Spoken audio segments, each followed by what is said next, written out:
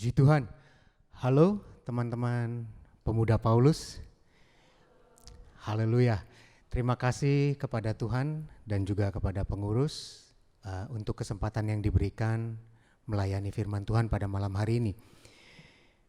Ini kali yang kedua dan terima kasih. Mungkin belum beberapa di antara teman-teman yang belum kenal, saya Bondan, pelayanan di GPD Film Latimas. Dan malam hari ini firman Tuhan saya diberi tema bebas dan saya doa kemudian Tuhan berikan tema ini. Takut atau tidak takut. Tema ini saya contek dari Shakespeare. Kalau Shakespeare bilangnya to be or not to be. Kalau saya ambil versi bahasa Indonesianya takut atau tidak takut gitu ya. Maksa dikit gak apa-apa ya. Garing, krik-krik. Baik teman-teman. Takut atau tidak takut ini saya ambil dari Keluaran pasal yang ke-14. Dimulai dari ayat 1 sampai ayat yang ke-14. Keluaran 14 ayat 1 sampai 14 ini ceritanya tentang bangsa Israel keluar dari Mesir.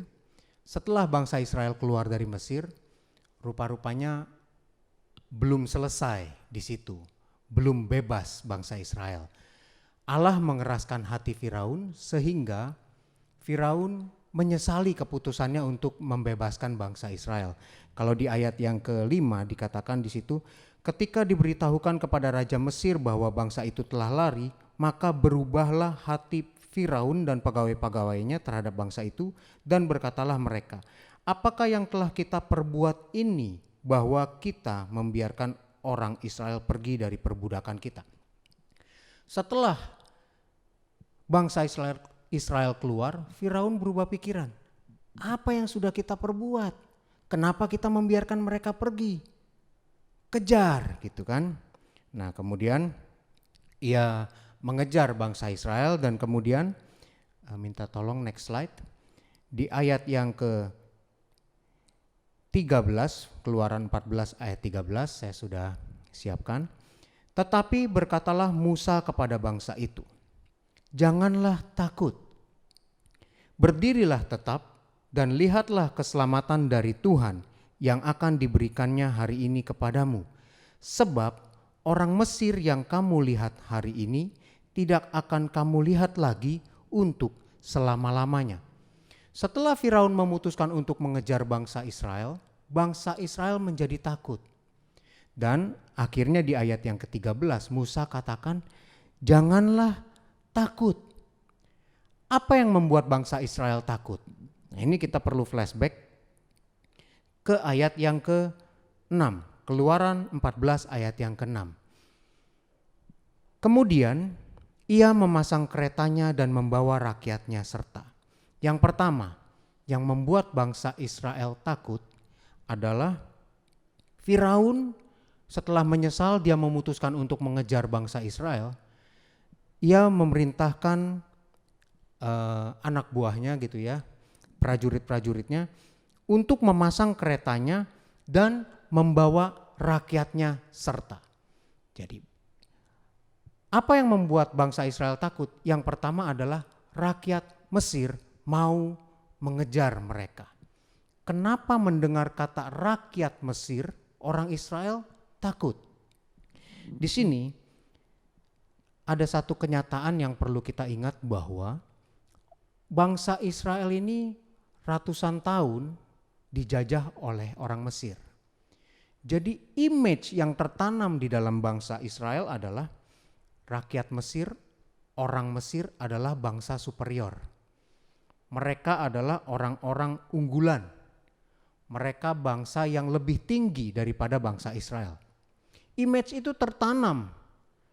Sejak Yusuf meninggal, Firaun yang tidak mengenal jasa-jasa Yusuf itu mulai menindas bangsa Israel. Dan image itu tertanam terus di dalam orang Israel bahwa bangsa Mesir, bangsa unggulan, mereka hebat, superior. Image itu tertanam terus-menerus dan kemudian dalam keseharian orang Israel, di situ juga yang diperhadapkan oleh bangsa Israel adalah mandor-mandor. Orang-orang yang tidak bisa mereka lawan. mandor-mandor yang ada di situ orang-orang yang menindas mereka siang dan malam. Kalau mereka kerjanya kendor sedikit saja, mandor-mandor itu langsung menindas mereka. Jadi udah image-nya tertanam bahwa bangsa Mesir adalah bangsa yang hebat. Dalam keseharian mereka juga diperhadapkan oleh tindakan-tindakan tindasan dari para mandor.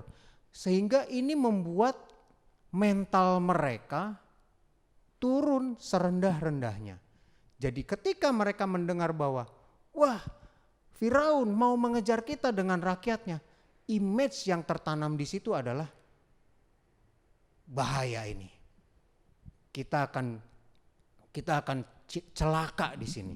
Nah, kemudian selanjutnya yang membuat orang Israel yang takut yang kedua adalah di ayat yang ke-7. Di ayat yang ke-7, ia membawa 600 kereta yang terpilih. Ya, segala kereta Mesir masing-masing lengkap dengan perwiranya. Jadi yang pertama, rakyat. Mendengar kata rakyat saja sudah gempar bangsa Israel. Sekarang Firaun membawa 600 kereta yang terpilih lengkap dengan perwiranya. Bedanya apa rakyat dengan perwira? Kalau rakyat itu orang biasa, yang dibawa mungkin rakyat-rakyat yang terlatih saat itu, yang istilahnya kalau zaman kita yang kita kenal wajib militer gitu. Rakyat-rakyat yang sudah menerima pendidikan militer. Tetapi di sini lengkap dengan perwiranya. Bedanya apa rakyat dengan perwira? Perwira ini tingkatnya pelatihannya lebih tinggi daripada rakyat biasa. Dan kalau saya pelajari dalam tafsirannya, beda perwira dengan rakyat. Perwira ini sudah diperlengkapi dengan senjata dan perisai. Jadi mereka lebih armed and dangerous gitu istilahnya ya. Dipersenjatain dan lebih berbahaya gitu. Nah, perwira-perwira ini mengejar orang Israel dengan kereta kuda.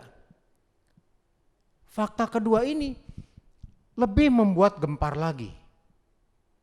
Yang ketiga kemudian, Keluaran 14 ayat yang ke-9. Adapun orang Mesir, segala kuda dan kereta Firaun, orang-orang berkuda dan pasukannya, mengejar mereka dan mencapai mereka pada waktu mereka berkemah di tepi laut, dekat Pi-hahirot di depan Baal Zephon. Dan yang ketiga, Firaun mengejar bangsa Israel dengan rakyat, dengan perwira, dan sekarang dengan kereta plus kudanya gitu. Ada fakta-fakta menarik tentang kuda. Fakta yang pertama, kuda itu dapat berlari cepat.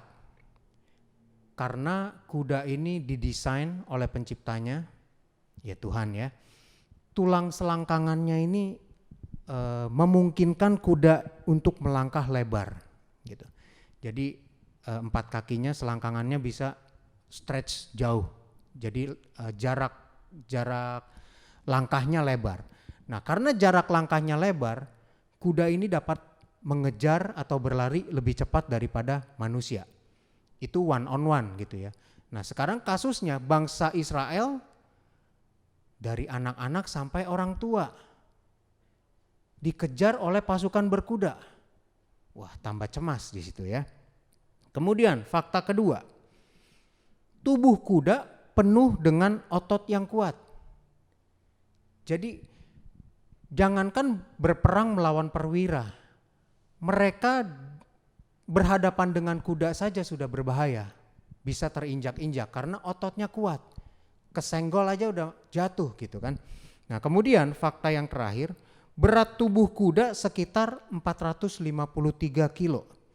Mau menjatuhkan kuda hampir setengah ton berarti kan itu tidak mudah tentunya gitu ya. Apalagi bangsa Israel saat itu belum memiliki keahlian untuk berperang gitu. Memang di pasal 13 ayat yang ke-18 dikatakan di situ bahwa mereka siap untuk berperang waktu mereka keluar dari Mesir. Itu euforia. Tetapi pada faktanya mendengar dikejar oleh Firaun, oleh rakyat, oleh perwira dan kuda, Mereka ketakutan. Waktu mau keluar, oke kita siap. Begitu keluar, dengar dikejar 180 derajat, langsung mereka ketakutan. Nah, di sini akhirnya membuat bangsa Israel gempar, dan ayat yang ke-10 dan ayat yang ke-11 saya bacakan, teman-teman lihat di slide. Ketika Firaun telah dekat, orang Israel menoleh, maka tampaklah orang Mesir bergerak menyusul mereka. Lalu sangat ketakutanlah orang Israel dan mereka berseru-seru kepada Tuhan. Dan mereka berkata kepada Musa, apakah karena tidak ada kuburan di Mesir, maka engkau membawa kami untuk mati di padang gurun ini?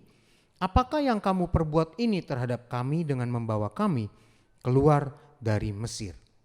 Teman-teman, akhirnya di ayat yang ke-10, saking mereka ketakutan, mereka mulai berseru-seru. Ya. Ketika Firaun telah dekat, orang Israel menoleh. Apa yang mereka takutkan, image tentang bangsa Mesir, perwira Mesir dengan tentara berkudanya, image itu sekarang jadi fakta. Apa yang mereka pikir tadinya cuma kabar, tetapi kalau pengalaman dengan mandor-mandor langsung ya, tetapi tentang perwira-perwira, tentang kerajaan Mesir, tentara berkudanya yang begitu kuat, sekarang sudah kenyataan. Ketika mereka menoleh, ayat yang ke-11, maka tampaklah orang Mesir bergerak menyusul mereka. Kaget mereka. Kalau saya sempat Google, posisi antara Gosen, tempat mereka tinggal, dengan posisi Pihahirot ini skalanya kira-kira kalau saya lihat di gambar, ini Goshen ya di sebelah sini. Nah, mereka tuh Pihahirot itu yang nyebrang ke Laut Merah tuh agak bawah di sini kalau menurut petanya itu. Jadi ini Mik Pihahirot, nah Goshen tuh di sini. Jadi waktu mereka jalan dari Goshen sini sampai ke Pihahirot, ini kalau dihitung jarak sebenarnya cukup jauh sebenarnya. Tetapi, saya tambahkan, dan kalau menurut penafsiran, Pihahirot ini adalah pos pemberhentian bangsa Israel yang keempat setelah mereka keluar dari Goshen. Jadi Pihahirot ini pos keempat, berarti cukup jauh. Tetapi jarak yang jauh ini dapat terkejar dalam waktu yang singkat. Jadi image yang tertanam di dalam bangsa Israel bahwa bangsa Mesir hebat, bangsa superior, orang-orang unggulan, faktanya sudah terlihat di sini. Ketika mereka menoleh, wah, tentara sudah di belakang kita. Maka sangat ketakutanlah orang Israel. Dan mereka berseru-seru kepada Tuhan. Ada juga yang selain berseru-seru kepada Tuhan, protes sama Musa. Musa, memangnya gak ada kuburan di Mesir? Sampai kita kamu bawa ke sini. Apakah kami mau dibuat mati di sini? Nah, kira-kira begitu. Nah, kemudian bangsa Israel yang sangat ketakutan ini, mereka benar-benar down. Jadi di ayat yang ke-12 dan ayat yang kita sudah baca ini ya, bahwa mereka saking ketakutannya sampai mereka protes. Pelajaran apa sampai sini yang saya mau bawa, bahwa teman-teman, terkadang ketakutan itu kita buat sendiri. Kita asumsikan sendiri. Berdasarkan apa? Hal-hal yang kita lihat, hal-hal yang kita dengar. Dan apabila itu masuk ke dalam kita, kita ulang-ulang, begitu fakta-fakta tentang apa yang kita takutkan mulai terlihat sedikit saja, itu akan membuat kita semakin level ketakutannya semakin dalam. Hal ini terbukti terjadi oleh bangsa Israel. Image-nya yang tadinya mereka dengar, oke, kalau rakyat mandor mereka hadapi sehari-hari. Tetapi tentang tentara berkudanya yang begitu kuat, mereka lihat sendiri. Jadi ketakutan yang sudah ada semakin menekan hidup mereka. Demikian juga dalam hidup kita, teman-teman. Apalagi di masa sekarang, berita simpang siur. Ada yang bilang A, ada yang bilang B. Ada yang bilang begini, ada yang bilang begitu. Ada yang bilang kayak di tempat saya tinggal di perumahan Villa Melati Mas, ada yang bilang zona merah. Ada yang meninggal baru-baru ini. Tetapi di lain pihak ada juga yang berkata bahwa nggak apa-apa, ini memang emang kita lagi dibuat cemas, dibuat takut. Ada lagi teman juga yang berkata bahwa ini konspirasi. Jadi sebenarnya corona nggak ada, tapi di lain pihak ada juga yang berkata bahwa belum kena nih orang. Kalau kena baru bilang, oh iya ada beneran. Jadi berita simpang siur kadang-kadang bikin kita bingung. Tidak banyak juga yang takut. Ada orang yang takutnya sampai di rumah itu pakai masker terus. Ada juga yang keluar, pernah di grup WhatsApp saya terima, keluar belanja ke tempat perbelanjaan pakai APD lengkap. Saking ketakutannya.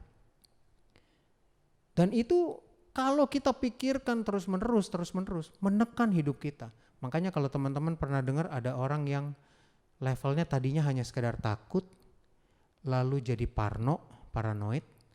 Kalau diterusin, lama-lama dia jadi skizofrenia. Semakin jatuh dia. Nah ini yang terjadi oleh bangsa Israel. Mereka terus ketakutan, dipikirin terus image tentang Mesir ini, dan begitu mereka lihat akhirnya mereka benar-benar takut luar biasa, sangat takut luar biasa. Makanya sampailah di ayat yang Keluaran 14 ayat 13 tadi kita sudah baca bahwa berkatalah Musa kepada bangsa itu, jangan takut. Tadi pertama saya yang garis bawahi adalah kata takut. Jangan takut. Sekarang yang saya garis bawahi adalah opposite-nya, lawannya dari takut. Musa bilang, berdirilah tetap dan lihatlah keselamatan dari Tuhan yang akan diberikannya hari ini kepadamu. Sebab orang Mesir yang kamu lihat hari ini tidak akan kamu lihat lagi untuk selama-lamanya. Perhatikan, ada shifting. Ya, sebelum kita lockdown, sebelum kita work from home, sebelum kita begini begitu di rumah saja, kita lagi tren apa? Shifting, Bapak Ibu, teman-teman. Ya. Kita lagi tren shifting, wah revolusi industri 4. Begitu corona datang, shifting jadi, jangan keluar. Shifting tadi euforia, ayo kita siap-siap. Semua gereja mulai digitalisasi dan seterusnya. Sekarang shiftingnya jadi malah takut. Di sini Musa ingatkan, shiftingnya salah, jangan shifting jadi takut. Tetapi shifting ke berdirilah tetap dan lihatlah keselamatan dari Tuhan. Rubah fokus kita teman-teman. Rubah fokus dari mikirin berita-berita yang takut, menakutkan. Mungkin teman-teman di sini ya, karena sudah berani datang ke gereja, berani keluar rumah. Di sini teman-teman sudah tidak terlalu takut gitu ya. It's okay, no problem. Tapi saya juga mau mengingatkan, bukan berarti karena kita tidak takut, kita jadi nekat gitu kan. Kita jadi keluar tidak memperhatikan protokol kesehatan. Oke, iman kita kuat, betul. Tapi kita kan juga gak mau jadi batu sandungan. Bukan begitu ya teman-teman ya. Saya percaya kita semua beriman. Kita semua percaya. Kita semua berdiri tetap, lihatlah keselamatan dari Tuhan. Betul. Tetapi berhati-hati jangan sampai kita jadi batu sandungan. Oke, kita kembali ke sini. Rubah fokus dari hal-hal yang membuat kita takut. Fokusnya sekarang lihatlah Tuhan. Lihat keselamatan daripada Tuhan. Roma 10 ayat 17 katakan, iman timbul dari pendengaran dan pendengaran oleh firman Tuhan. Jadi kalau selama ini berita-berita simpang siur membuat kita takut, mulai kita ganti konsumsi kita hari-hari. Berita yang kita dengar, kita batasi. Cukup tahu, perkembangannya sudah mulai begini.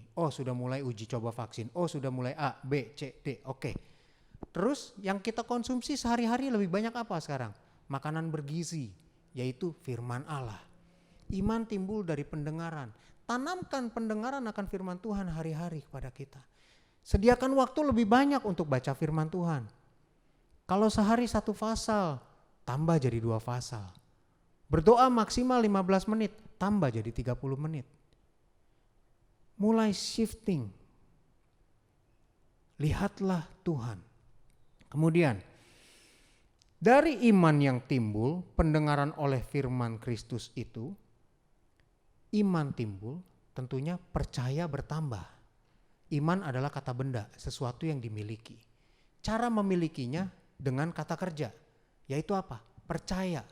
Kita percaya firman Tuhan, mengerjakannya, iman kita bertambah.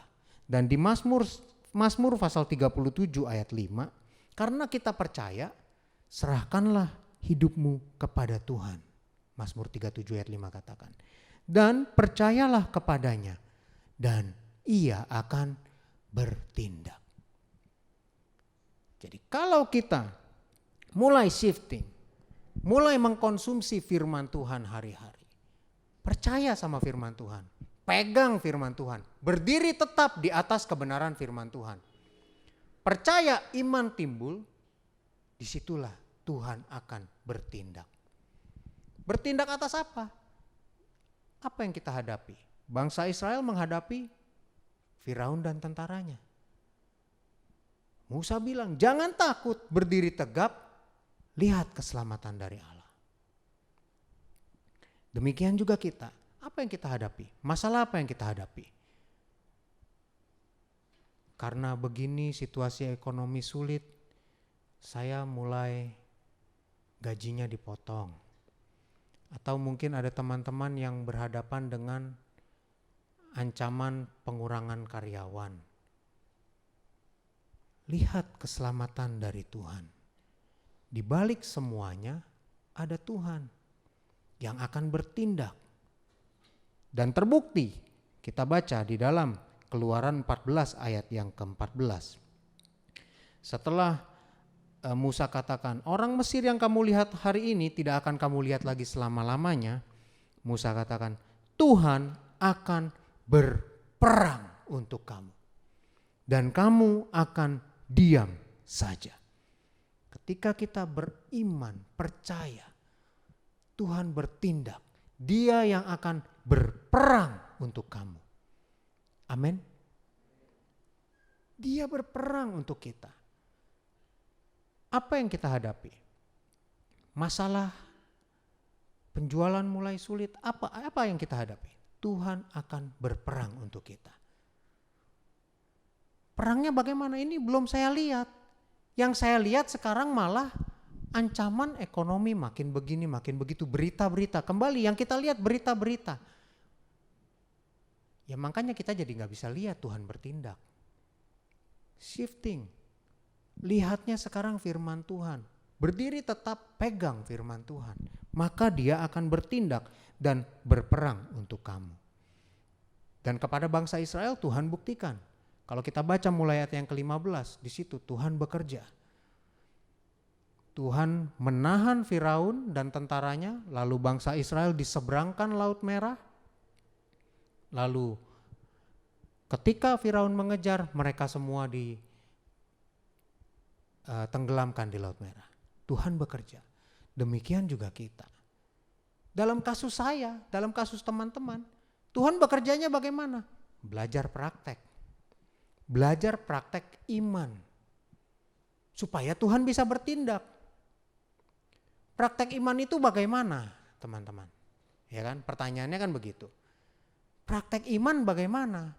Sekarang kelihatannya udah di depan mata ini. Pengurangan karyawan misalnya gitu ya. Saya sudah pasti ini kebagian yang pengurangan karyawan. Tanamkan berulang-ulang.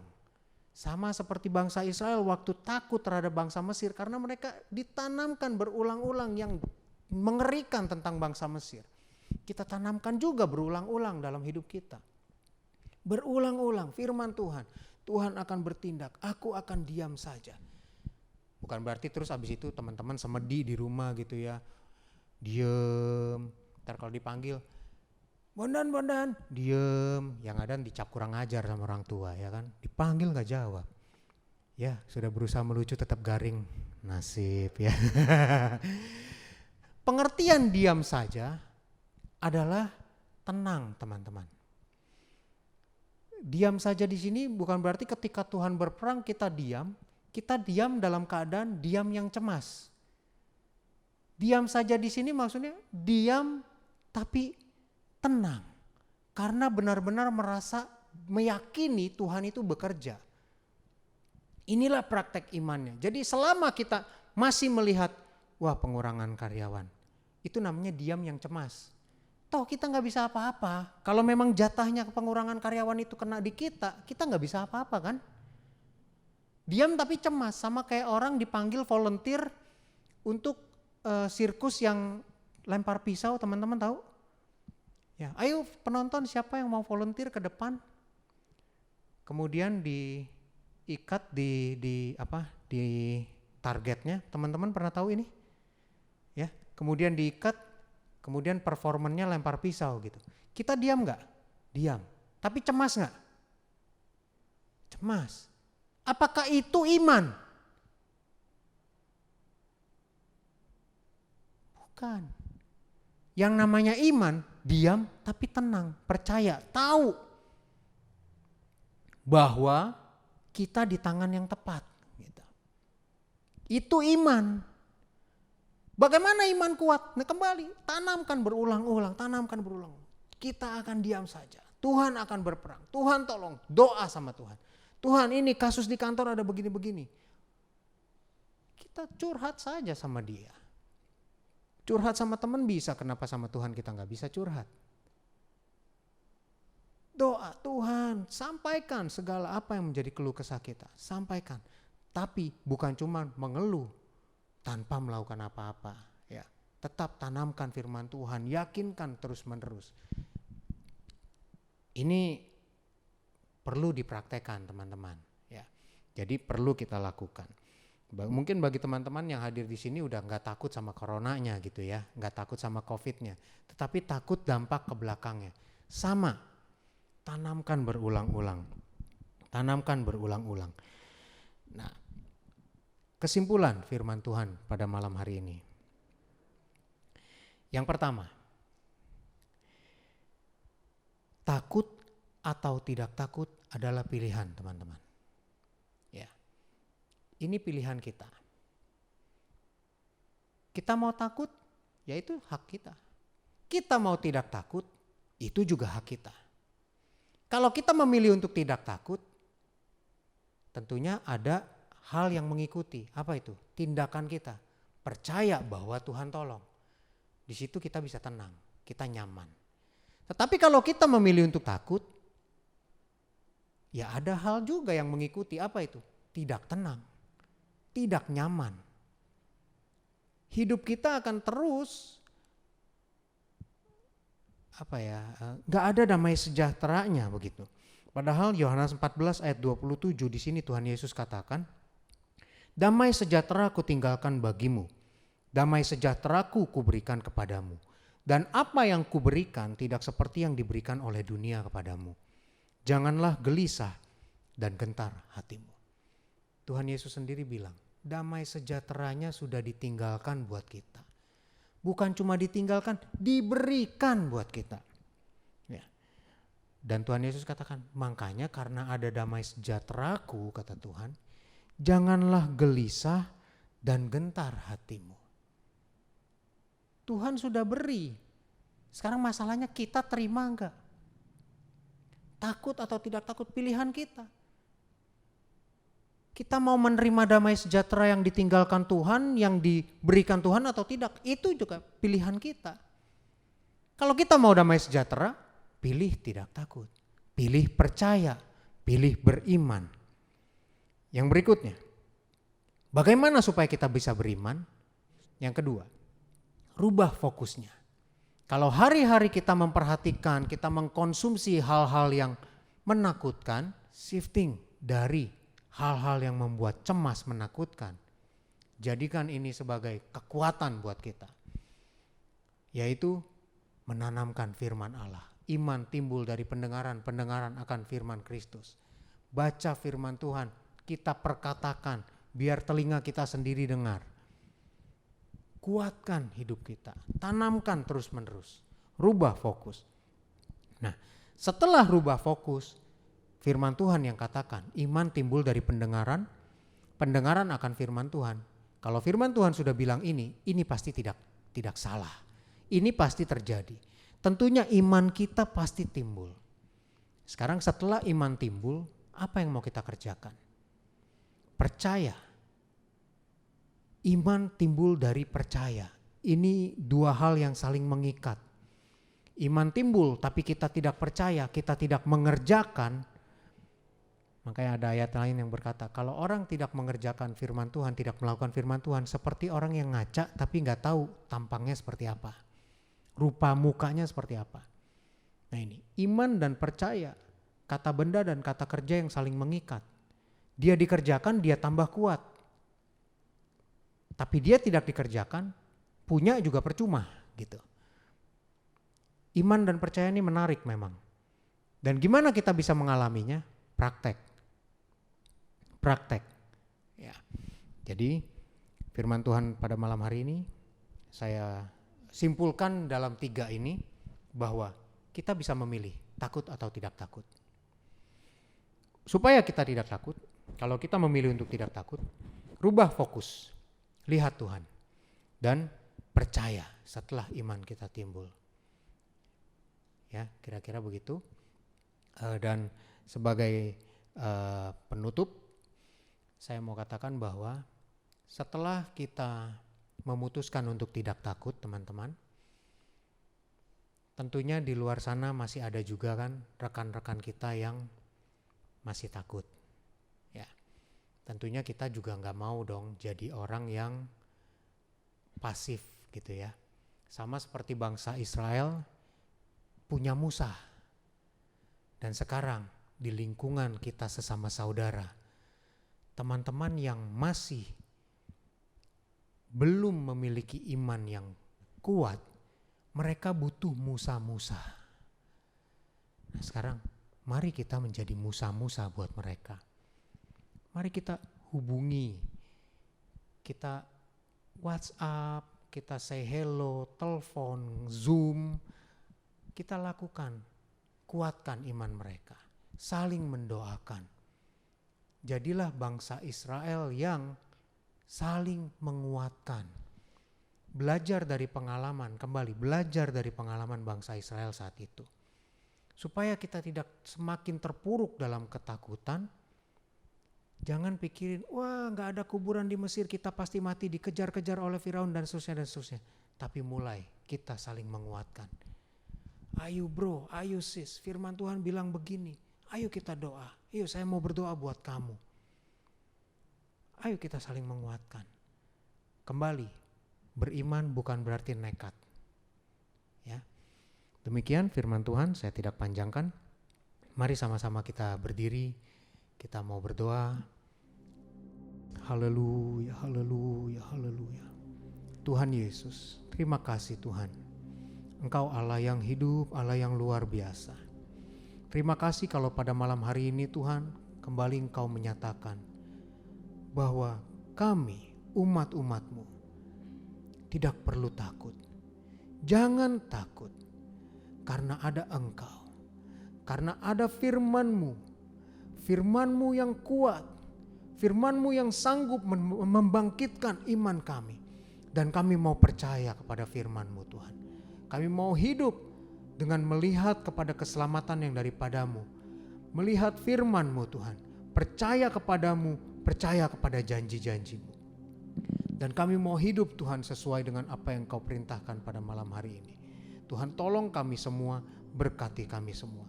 Supaya kami mulai praktek ya Tuhan. Praktek iman. Kami mulai menanamkan firman Tuhan setiap hari berulang-ulang dalam hidup kami. Sehingga kami memperoleh kekuatan. Sehingga kami boleh, bukan hanya kami sendiri yang dikuatkan, kami juga boleh menjadi Musa bagi teman-teman kami. Kami boleh menguatkan orang lain juga. Kami boleh menguatkan keluarga kami. Kami boleh melihat keselamatan yang daripadamu. Engkau yang berperang dan kami diam dengan tenang, dengan percaya. Diam, bukan diam yang cemas tetapi diam karena kami yakin kami memperoleh kemenangan. Terima kasih Tuhan Yesus, terima kasih. Berkati umat-umat-Mu, jemaat-jemaat-Mu, pemuda Paulus yang saat ini Tuhan sudah menerima berkat firman ini. Kuatkan setiap mereka. Tuhan berkati apa yang mereka tekuni, apa yang mereka usahakan, apa yang mereka kerjakan untuk untuk memelihara kehidupan mereka. Tuhan, Engkau berkati. Bila di antara mereka Tuhan ada yang butuh pekerjaan, Tuhan jamah, Tuhan berkati, Tuhan tolong sehingga mereka mendapat pekerjaan. Yang sedang dalam pergumulan, Tuhan juga berkati, beri jalan keluar yang terbaik yang daripadamu Tuhan. Dan kami semua dapat melihat bahwa Engkau adalah Tuhan yang hidup, sebagaimana Engkau menyatakan kepada Musa dan bangsa Israel, dan Engkau juga akan menyatakannya kepada kami. Bila di antara teman-teman kami ada yang sakit, Tuhan jamah sembuhkan. Bila di antara teman-teman kami ada yang lemah, Tuhan kuatkan. Yang susah, Tuhan hiburkan. Tuhan turut bekerja dalam segala sesuatunya. Terima kasih Tuhan Yesus, terima kasih. Berkati setiap kami Tuhan, berkati keluarga kami, berkati dengan kesehatan, dengan kekuatan. Tuhan jaga lindungi. Kemanapun kami pergi, kami berada dalam menyelesaikan segala urusan kami. Urusan yang perlu kami selesaikan Tuhan. Tuhan yang jaga lindungi. Tuhan jauhkan dari segala hal-hal yang tidak diinginkan. Kami keluar dalam keadaan baik. Kami juga kembali ke rumah dalam keadaan baik dan sehat. Dan kami mau kembalikan segala puji, hormat, kemuliaan bagi nama-Mu saja. Berkati pemuda Paulus, berkati wadah ini ya Tuhan. Biar semakin menjadi terang, semakin menjadi berkat bagi lingkungan sekitar, sehingga Tuhan banyak anak-anak muda yang dimenangkan, banyak anak-anak muda yang mengenal Engkau ya Tuhan, menerima Engkau sebagai Tuhan dan Juru Selamat, sehingga kami dapat bersama-sama menjadi umat-umat Allah, umat-umat pemenang. Terima kasih Tuhan Yesus, terima kasih. Berkati pengurus yang ada, berkati juga gembala jemaat, berkati seluruh pengurus gereja ini. Terima kasih Tuhan, terima kasih. Teman-teman sekalian, Tuhan memberkati engkau dan melindungi engkau. Tuhan menyinari engkau dengan wajahnya dan memberi engkau kasih karunia. Tuhan menghadapkan wajahnya kepadamu dan memberi engkau damai sejahtera. Dengan demikian, marilah kita pulang dengan membawa berkat dari Allah Bapa, kasih karunia dari Tuhan Yesus, persekutuan penyertaan dari Roh Kudus yang menyertai kita mulai malam ini sampai selama-lamanya. Terimalah berkat ini di dalam nama Tuhan Yesus Kristus. Dan seluruh pemuda Paulus yang menerima dan membawa pulang berkat Allah ini, mari kita sama-sama katakan amin. Tuhan Yesus memberkati. Saya kembalikan.